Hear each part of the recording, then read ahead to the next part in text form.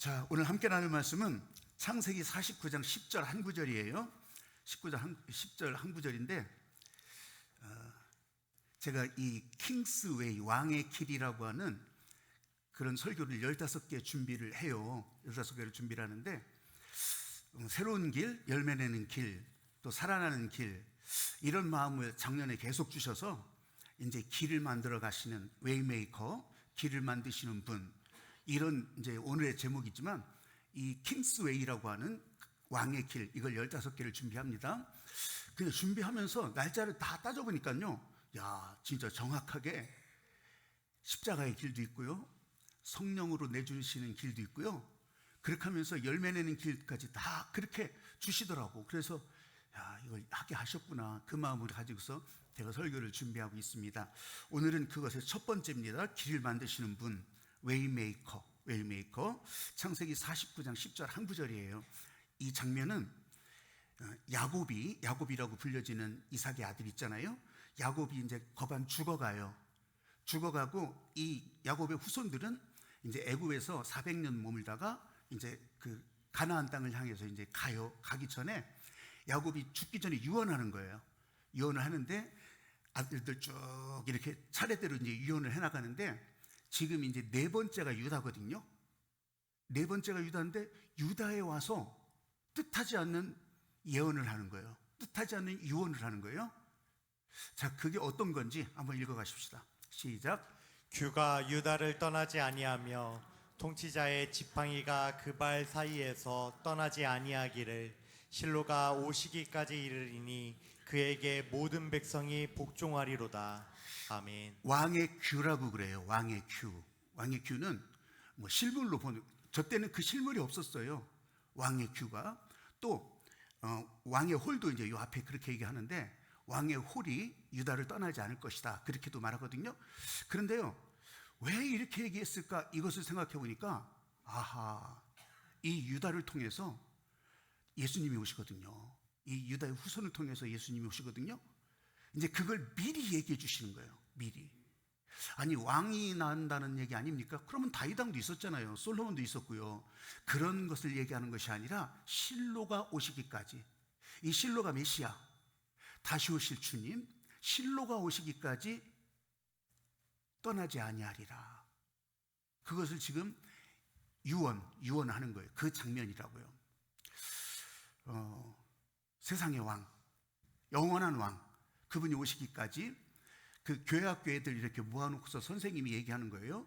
이제 세상을 만드시고 우리를 이끌어 주시는 그 세상의 왕이 여기 온다면 너희는 어떻게 하고 싶냐? 그러니까 이 아이들이, 교회학교 애들이에요. 이 아이들이, 저는요 무릎을 꿇겠습니다. 무릎을 꿇고 탁 이렇게 이제 하겠다는 거죠. 경배하겠다는 거예요. 경배. 그 어떤 애는요, 자기는 제일 좋은 것을 가지고 오겠다는 거예요. 제일 좋은 것을 갖다 드리겠다고. 그러니까 하나가 꼭 그런데 말썽 부리는 애가 있잖아요. 말썽 부리는 애가 있는데 얘는 또 이제 또 삐딱을 하는 거예요. 삐딱선을 타는 거예요. 그러면서 선생님, 저는 진짜 하고 싶은 것이 있어요. 그래, 뭐 하고 싶냐? 세상의 모든 왕이시니까, 세상의 모든 것을 다스리시는 왕이시니까 다 할 수 있을 거 아니에요? 지금 내 숙제를 다 해줬으면 좋겠어요. 그러더래요. 여러분은 어떠세요? 여러분이 왕이라고 했을 때, 영원한 왕이라고 했을 때 그 왕이 어떤 분으로 생각하세요? 여러분 가려운 등어리 긁어주시는 분? 아니면 뭔가를 해결해 주시는 해결사? 혹시 이렇게 생각하고 있는 건 아닌가요? 여러분, 그거는 내 숙제를 해주시는 분이라고 생각하는 것과 다를 바가 없어요. 여러분, 진짜 우리에게 이 왕의 길을 열어주시고 이 왕의 길을 함께 가자고 하시는 그 왕은 그런 왕이 아니라 나의 시작, 오리진이라고 하는 나의 근원, 그리고 나의 주, 나의 하나님, 그러잖아요. 이걸 영어로는 my Lord, 나의 주. 그분과 지금 이 길을 함께 하는 거예요. 내 길을 열어주시고 열어주신 그 길을 나도 따라가는 거예요. 구경꾼 되지 않는 거예요. 어떻게 되나 보자 평가하지 않는 거예요. 그 길을 함께 가는 거라고. 웨이메이커, 나를 위해서 길을 열어주셨다면 그 길을 함께 가는 거. 그래서 15개의 킹스웨이 이것을 열어가겠다 이거예요. 열어가겠다.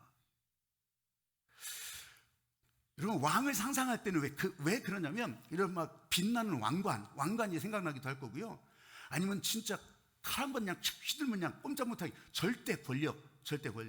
아니면 조금 더 긍정적으로 생각해 보십시오. 영웅적인 어떤 서사가 있는 이 나라를 구하고 또 아니면 이 민족 가운데 진짜 길을 내고 이런 영웅적인 것만 생각할 수도 있다고요. 그런데요, 사실 저나 여러분이나 지금 사는 사람들은 누구든지 다 자기가 통치받기를 싫어해. 내가 왕이야, 내가 왕. 내 인생은 나의 것. 누가 나를 이래라 저래라 해? 이런 생각을 가지기가 쉬워요. 그런데요, 참으로 역설적이게도 내가 할 수 있는 게 없잖아요. 내가 이 세상의 왕이요, 내가 왕인데 내 인생은 나의 것인데 아무리 그래봐요, 내가 할 수 있는 게 몇 가지나 되겠냐고. 내 마음대로 할 수 있는 게 몇 가지나 되겠냐고요. 없어요. 죄 짓는 거는 마음대로 할 수 있지, 거짓말도 마음대로 할 수 있지. 근데 내가 할 수 있는 게 없으니까 어떻게 해요? 아이고, 내 대신에 해줄 사람이 있으면 아까 말한 대로 해결사가 되어줬으면 좋겠다. 그리고요, 이 세상에 폭군이든지 독재자든지요, 여러분 생각해 보세요. 먹고 사는 거 해결해 주잖아요. 그럼 뭐 별 불만 없어. 그게 폭군이든지 독재자든지 하지만 악독한 살인마라도 여러분 그거 아무 상관없어. 그냥 내 대신 해주니까. 여러분, 성경은 그런 사람들의 갈망에 대해서 이제 하나님께서 벌써부터 시작하셨다고 얘기하면서 성경이 시작되는 거예요. 우리 사람이요, 에덴 동산에서 죄 짓고 쫓겨나면서부터 어떻게 해요? 이 사람들을 살리려고 한 사람을 준비하잖아요. 여인의 후손으로 준비하잖아요. 한 사람을 준비하세요. 그러면서 지금 여기 와서는 이제 너희를 위하여서 한 왕이 날 것이라고 진짜 장엄하게 예언하는 서막이 지금 오늘 읽었던 본문이에요. 여러분, 이것은 하나님이 하실 일이거든요.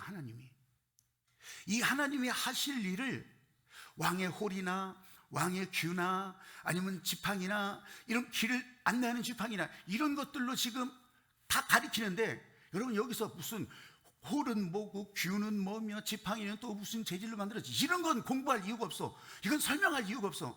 이거는 하나님이 하실 일을 가르칠 뿐이야. 이 지금 야곱을 통해서 하나도 증명되지도 않았어요. 야곱은 죽어가요.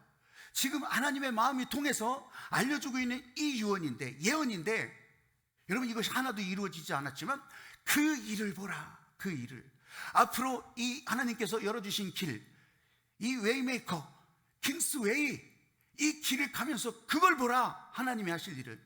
여러분, 지금은 하나님이 하실 일이라고 하지만 이렇게 연세가 많으신 분은 연세가 많으신 대로 내 인생을 위해서 하나님이 하실 일, 아니면 젊은이라면 내 인생을 위해서 또 하나님이 열어주시는 일, 아니면 좀 비틀어서 생각해 봅시다. 저 사람을 위해서 나를 통해서 하실 일, 내 자녀들을 통해서 하나님께서 하실 일. 여러분, 그러면 그것이 이 살아나는 길을 따라가면서, 킹스웨이를 따라가면서 보는 거예요. 그거 하나하나 보는 거예요. 이건 하나님이 하셨습니다. 내가 할 수 있는 일이 아닙니다. 여러분, 진짜 그런 거예요. 이게 유다가 여기에서 네 번째인데, 서열로 봐서는 네 번째인데요, 이 유목사회에서 장자를 제껴두고 이 네 번째 아들한테 이게 가? 말이 안 돼요. 말이 안 돼.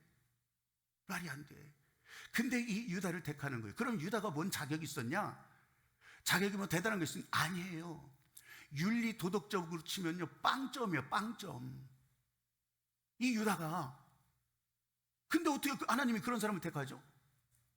장자를 택하든지 아니면 진짜 자기가 사랑하는 부인에서 낳았던 요셉을 택하든지. 근데 윤리 도덕적으로 빵점이요. 빵점. 왜 빵점인지는 성경을 읽어보시면 돼요. 그러면 이 사람이 또 뭐 많이 배웠냐, 뭐 이런 것도 아니에요. 동생 요셉을 팔아넘기는데 거기에 주동했어요. 가담해가지고서 주동하고, 나중에는 저 팔아넘기는데 유다가 제안을 해. 팔아버리자. 그런 사람이라고요, 그런 사람. 근데 어떻게 선발이 됐을까?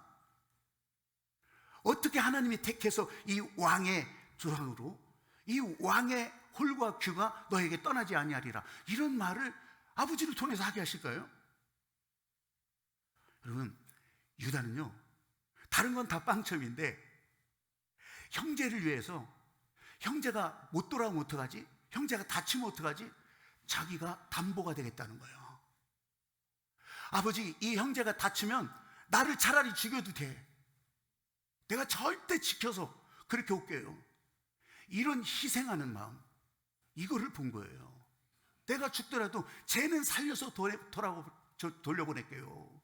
돌아오게 할게요. 여러분, 이 희생의 사람으로 본 거예요. 그러니까 하나님이 선택하신 거잖아요. 하나님이 택하신 거잖아요. 하나님의 전적 주권인 은혜가 흘러가게 하는데 우리한테 사인받고 할 이유가 뭐가 있어요? 다른 형제들한테 사인받을 이유가 뭐가 있어요? 하나님이 하시는 거예요. 하나님의 전적 주권이라고. 자격은 없는 것 같았지만 하나님이 택하시는 순간 세상에 없는 자격자가 되는 거잖아요. 왜냐하면 하나님의 은혜가 흘러가는 사람이니까.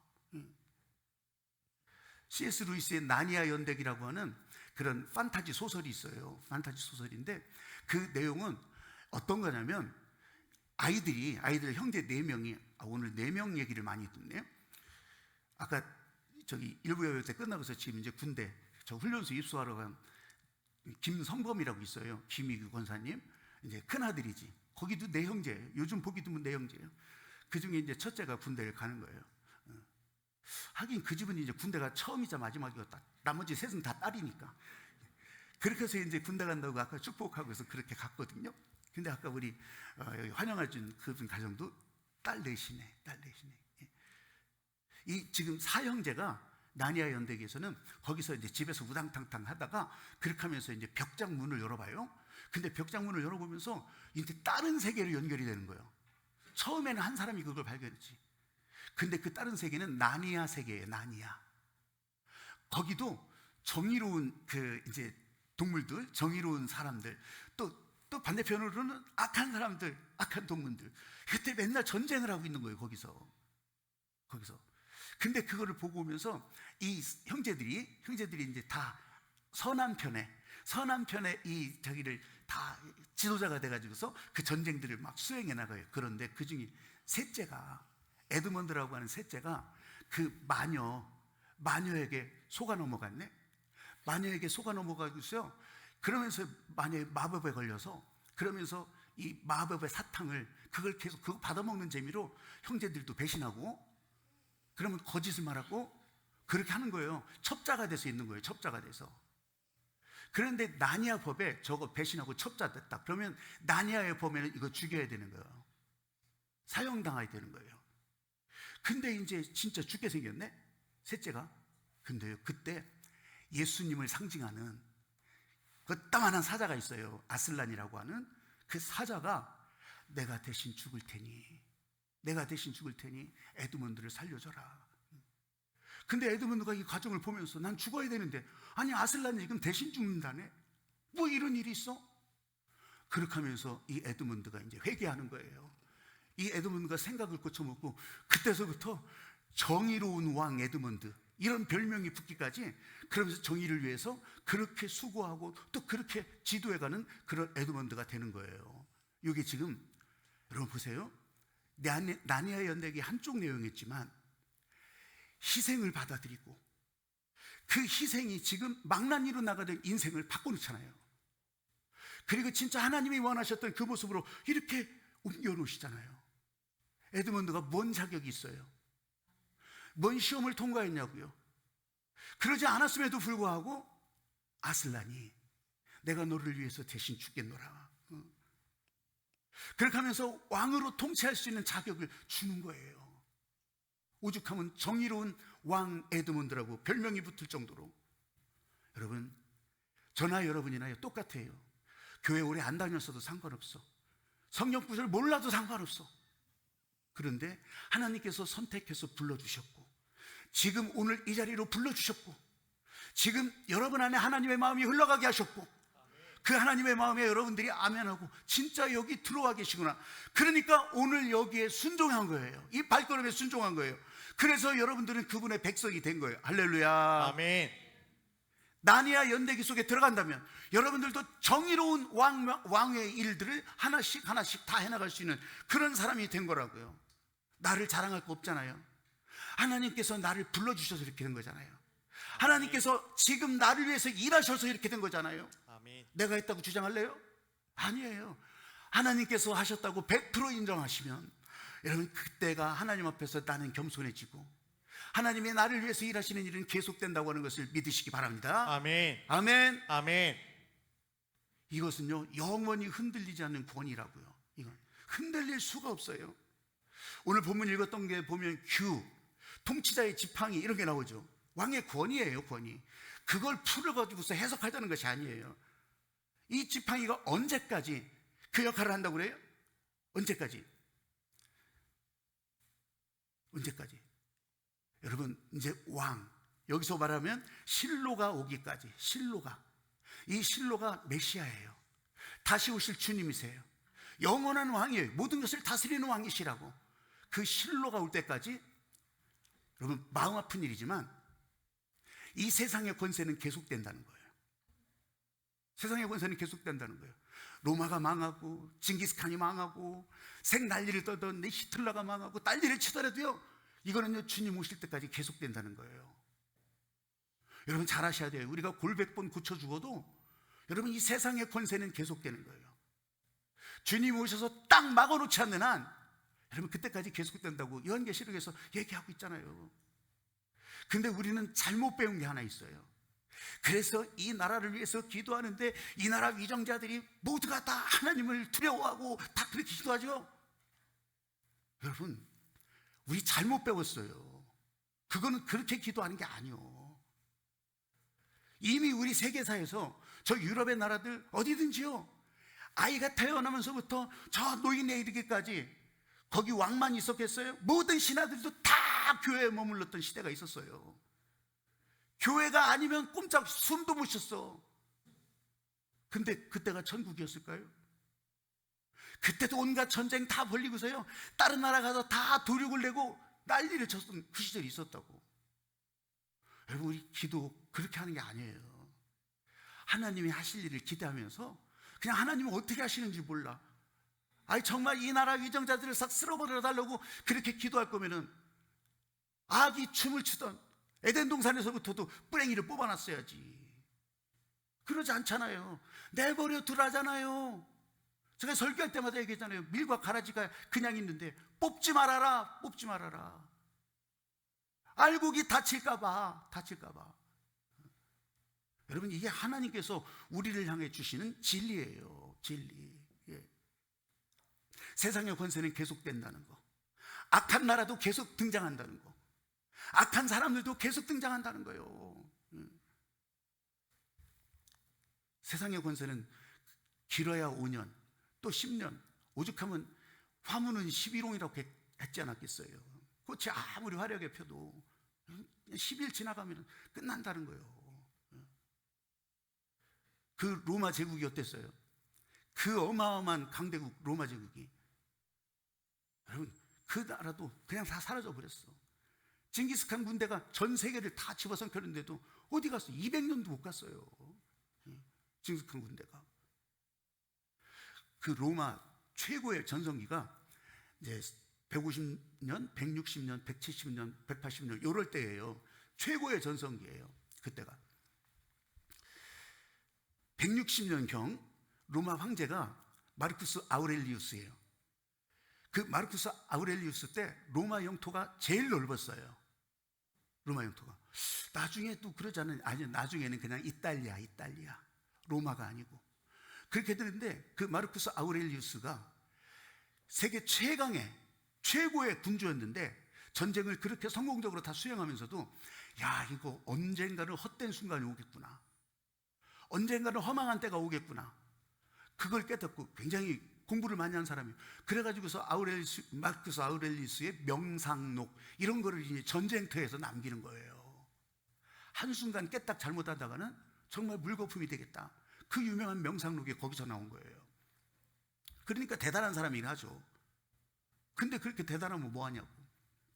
그 얘기를 하려고 하는 건 아니라 아들한테 죽임을 당해요. 아들이 그냥 어영부영 공동 황제라고 있었는데 아버지 죽이고 자기가 황제, 단독 황제가 돼요. 그러면 그 코모도스가 그럼 계속 또 다스려야지. 10년도 못 갔어요. 10년도 못 가서 신하들한테 이제 다 살해당해요. 여러분, 그렇게 하면서 로마 제국은 무너져 간 거예요.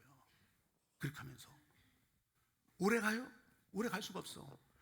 그 영원한 도시라고 했던 로마가, 여러분 가보신 분들은 알지만요, 그 로마가요, 포로 로마노라고 막 그냥 폐허 다 부서진 옛 도시 있잖아요. 그게 관광지가 됐어. 그게 부활 그렇게 그걸 볼 게 있다고. 그게 관광지가 돼 있어요. 다 부서진 원형 경기장, 그게 관광지가 돼가지고서 그거 들어가 보려고 줄을 서고 있어요. 그 어마어마하게 보이던 것들이 다 사라져 버리고, 그걸 뭘 또 본다고 만다고 로마의 영광이니 만에. 여러분, 이것이 세상 권세의 실체예요. 실체. 오늘 본문에 약속하시는 실로가 오시기까지, 여러분, 세상 권세는 계속 유지가 돼요. 그렇지만 실로가 오시면 그의 영원한 나라가 이제 이 땅에 평화를 선포하고 이 땅에 평화로 다스리시고, 유다의 계보를 통해서 그날 영원한 지팡이, 그 지팡이는 영원하다고.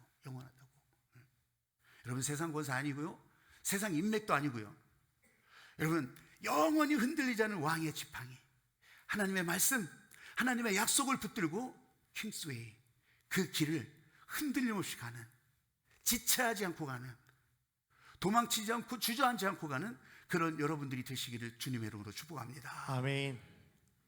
100m 속도로 가라고 하는 것도 아니에요. 마라톤 코스를 뛰라는 것도 아니에요. 아까 찬양도 그렇게 했잖아요. 주님 말씀하시면 가고, 말씀하시면 서고. 한번 따라해 보십시오. 모든 백성이 순종하는 나라입니다. 모든 백성이 순종하는 나라입니다. 오늘 본문 마지막 구절에 보면, 한번 본문 좀 띄워주실래요? 마지막 줄을 한번 보세요. 그에게 모든 백성이 복종하리로다 그랬잖아요.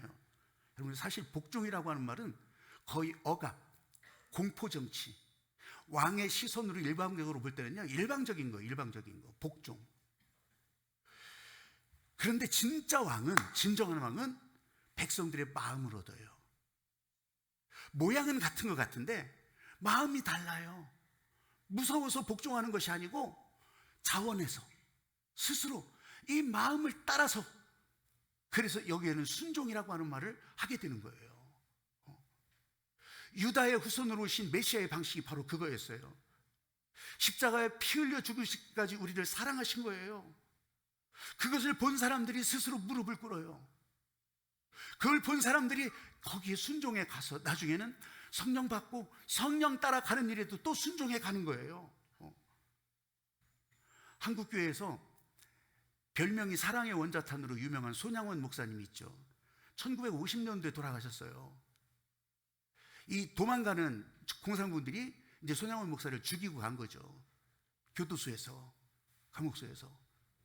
근데 거기서 이제 총살되기 전에 2년 전에 1948년도에 여수 순천 사건이 있었어요. 그 여수 순천 사건 때 안재선이라고 하는 사람한테 멀쩡한 학생으로 뛰어난 두 아들이, 큰아들 작은아들이 한꺼번에 죽어요. 이 세상에 이런 일이 어디 있어요? 그래가지고서 이제 그 안재선이 붙잡혔다고 연락 옵니다. 이놈을 처형하는데, 직결 처분하는데 저기 목사님 와서 한번 보시고. 아니요, 하지 마세요. 풀어줄 수 있으면 풀어주세요. 내가 아들로 삼을 거예요. 내가 용서하고. 아니, 생떼 같은 두 아들을 죽인 유원수 같은 놈을 내가 아들로 삼고 용서해서 내가 손재선으로 불리면서 그렇게 이 아이를 돌볼 거예요. 이게 말이 안 되잖아요. 귀로만 들어도 말이 안 되잖아요. 그러니까 안재선, 이게 뭔 이런 사람이 다 있네. 이건 미쳐도 보통 미친 게 아니구나. 근데 진짜 와보니까 그렇게 하네. 여기에 이 안데선이 마음이 안 바뀔 수가 없죠. 완전 충격이죠, 충격. 그리고 이 안데선이 회개하고 새 사람으로 산 것은 이 지금 손 목사님이 강요하고 협박하고 몽둥이를 쳐가지고서 한 것이 아니라고. 이 손 목사님 안에 흘러가는 예수님이 보여주신 이 희생의 사랑이 그 안에서부터 흘러가니까 그 미친 사랑 앞에 무너져 버린 거죠.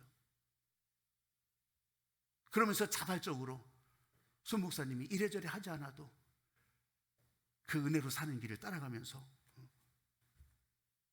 그러면서 손 제 손으로 살아가게 된 거예요. 여러분, 이게 바로 우리 왕의 길을 가면서 통치하시는 방식이 바로 이런 거라고요. 유다의 후손으로 오신 예수님이 이 땅에 오셔서 하늘 문을 열고 하늘 군대 다 몰고 다니지 않았어요. 그 대신 십자가에서 쓸쓸하게 죽으셨다고요. 그 죄를 대신 짊어지시고 거기서 죽으신 그 은혜가 여러분 사람들한테 흘러가니까 사람들이 거기에 먼저 무릎을 꿇는 거예요. 그 사랑이 너무 커서 기쁘게 주님의 말씀에 순종하고 또 주의 길을 걷게 되는 거고, 우리의 길을 열어주신 웨이메이커, 길을 만드시는 분, 그분을 따라서 우리가 가다 보면요, 이게 뭐 억지로 되겠어요? 내가 하는 일도 아니죠. 이런 건 복종이 아니에요. 순종이에요. 하나님이 100% 하셨습니다. 하나님이 완전하게 하셨습니다. 나는 없습니다. 나는 할 수가 없습니다. 여러분, 그러면요, 왕이신 하나님은요, 하나님이 하실 일을 계속 하신다고. 하나님이 하실 일을 내 마음대로 할 수 없어요. 하나님의 약속하신 지팡이가 우리의 길을 안내하고 우리 앞에 길을 그려주고 자격 없는 우리를 부르셔서 희생으로 살리시는 은혜를 우리에게 보여주신다는 거예요. 할렐루야. 그 왕의 길, 킹스웨이, 우리 감사하면서 당당하게 기뻐하면서 행복하게 걸어가는 그런 여러분들이 되시기를 주님의 이름으로 축복합니다. 아멘.